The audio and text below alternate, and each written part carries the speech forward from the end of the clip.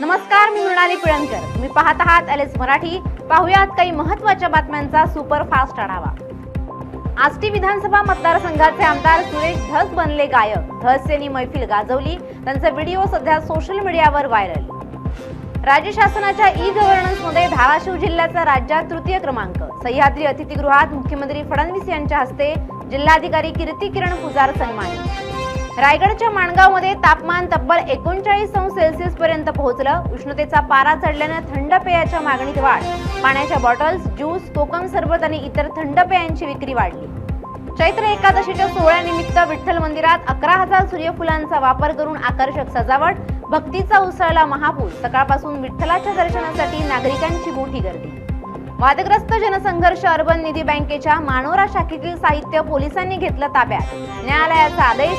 बँकेच्या माध्यमातून यवतमाळ वाशिमच्या नागरिकांची कोट्यवधींची फसवणूक. बीड जिल्ह्यातील धारूरच्या ऐतिहासिक महादुर्ग किल्ल्याची दुरवस्था. भिंतीवर उगवली झाडे. परिसरात वेड्या वाभळीचे बंद. लोकप्रतिनिधी आणि पुरातत्व विभागाने लक्ष देण्याची मागणी. सांगलीच्या आष्टा येथे कॉलेजच्या वार्षिक स्नेहसंमेलनाच्या कार्यक्रमाला वादळी वाऱ्याचा फटका.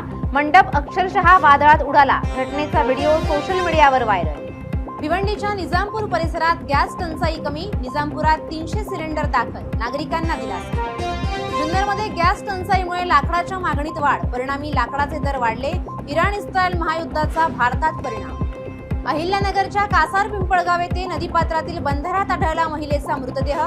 घटनेमुळे परिसरात मोठी खळबळ. महिलेचा खून झाल्याची प्राथमिक माहिती. पोलिसांकडून तपास सुरू. या होत्या आताच्या घडीच्या काही महत्त्वाच्या बातम्या. अशाच महत्त्वाच्या बातम्यांसाठी पाहत रहा एलएस मराठी.